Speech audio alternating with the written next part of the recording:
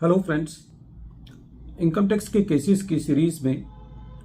आज जो केस हम डिस्कस करेंगे वो इस चीज को लेकर के है कि यदि एसएससी सेक्शन 115 BAB के अंदर कंसेशनल रेट ऑफ टैक्स के लिए फॉर्म आईडी एक असेसमेंट ईयर के लिए फाइल कर देता है तो क्या एसएससी को ये फॉर्म हर साल दोबारा फाइल करना है।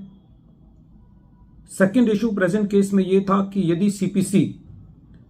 एसएससी को कंसेशनल रेट डिनाई कर देता है खाली इस बिना पर कि एसएससी ने हर साल फॉर्म आईडी फाइल नहीं करा, और जब एसएससी इस चीज के लिए सीआईटी अपील के पास होता है और सीआईटी अपील ये फाइंडिंग देता है कि एसएससी को कंसेशनल रेट ऑफ टैक्स इसलिए नहीं दिया जा सकता कि एसएससी ने मैन्युफैक्चरिंग एक्टिविटी स्टार्ट नहीं की है, तो क्या ये सारी चीजें एसएससी को proper opportunity of being heard दिए बिना सेक्शन 143 सबसेक्शन 1 के तहत इंटीमेशन के द्वारा की जा सकती है। यही इशू अहमदाबाद आईटीएटी की एसएमसी बेंच ने अपने एक case GFCL EV products limited versus assistant commissioner of income tax के केस में डिसाइड की, और ये case 128 ITR tribunal short notes page number 1 पर रिपोर्ट हुआ। प्रेजेंट केस असेसमेंट ईयर 23-24 से रिलेटेड है। एसएससी ने प्रेजेंट ईयर के अंदर फॉर्म आईडी फाइल नहीं किया था, जो कि सेक्शन 115 BAB के अंदर कंसेशनल रेट ऑफ टैक्स जो कि 22% का होता है उसको अवेल करने के लिए होता है। एसएससी इस इंप्रेशन में था कि एसएससी ने यदि असेसमेंट ईयर 22-23 के लिए जो कि एसएससी का पहला साल था उसमें फॉर्म आईडी फाइल कर दिया है तो एसएससी को ये फॉर्म हर साल फाइल करने की जरूरत नहीं है। सीपीसी ने एसएससी को सेक्शन 143(1) का डायरेक्ट इंटीमेशन दिया, उससे पहले कोई अपॉर्चुनिटी ऑफ बीइंग हर्ड नहीं दी, और एसएससी का concessional rate of tax deny करके हायर रेट ऑफ टैक्स से एसएससी की टैक्स लायबिलिटी कैलकुलेट कर दी। एसएससी ने इस मैटर को सीआईटी अपील के पास लेकर के गया। सीआईटी अपील ने अपनी ये फाइंडिंग दी कि एसएससी ने अभी section 115 BAB subsection 2 clause A के मुताबिक मैन्युफैक्चरिंग एक्टिविटी स्टार्ट नहीं की है, इसलिए एसएससी को कंसेशनल रेट ऑफ टैक्स नहीं दिया जा सकता। एसएससी का यह कहना था कि एसएससी ने मैन्युफैक्चरिंग एक्टिविटी स्टार्ट की है या नहीं की, ये इशू सेक्शन 143 सबसेक्शन 1 का नहीं है, क्योंकि सेक्शन 143 सबसेक्शन 1 के अंदर खाली रिटर्न की अर्थमेटिकल एक्यूरेसी की वजह से एडजस्टमेंट की जा सकती है।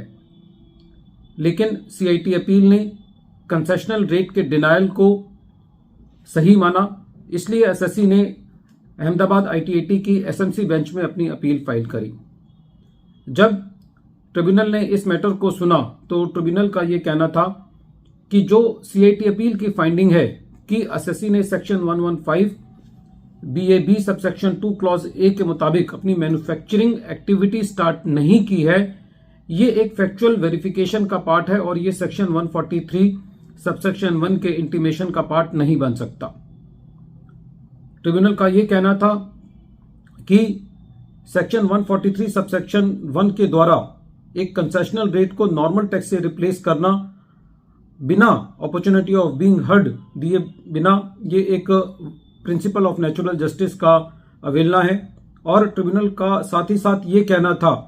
कि फॉर्म आईडी को हर साल फाइल करने की रिक्वायरमेंट नहीं है। यदि एसएससी ने एक बार फॉर्म आईडी फाइल करके सेक्शन 115 BAB को अवेल कर लिया है तो हर साल एसएससी को यह फॉर्म फाइल करने की जरूरत नहीं है। फ्रेंड्स, ये बड़े दुर्भाग्य की बात है कि इनकम टैक्स के अंदर जो आधी लिटिगेशन है वो सेक्शन 143 सबसेक्शन 1 के इंटीमेशंस की वजह से है। एसएससी ने रिटर्न फाइल ना की हो तो उसको सेक्शन 11 के एग्जम्पशन डिनाई कर दी जाती है। सेक्शन 11 एक ऐसा सेक्शन है जो कि डिबेटेबल है, और ऐसे मैटर्स के अंदर भी खाली फॉर्म फाइल ना करने की वजह से या प्रेजेंट केस में एसएससी ने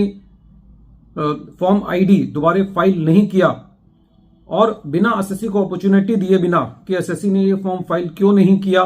बिना उसको सुने यदि इस तरीके की एडिशंस की जा सकती हैं तो सरकार की ये जो मंशा है कि लिटिगेशन को कम किया जाए किसी तरीके से, ये कभी भी पूरी नहीं हो सकती। धरातल पर काम करने की जरूरत है और खाली लॉ को अमेंड करना बार बार लिटिगेशन को और ज्यादा इन्फ्लेट करता है, बढ़ाता है। वीडियो के अंत में एक बार फिर मैं केस का नाम रिपीट कर रहा हूं। केस का नाम है GFCL EV products limited versus assistant commissioner of income tax, और ये case 128 ITR tribunal short notes 1 पर रिपोर्ट हुआ। Thank you friends.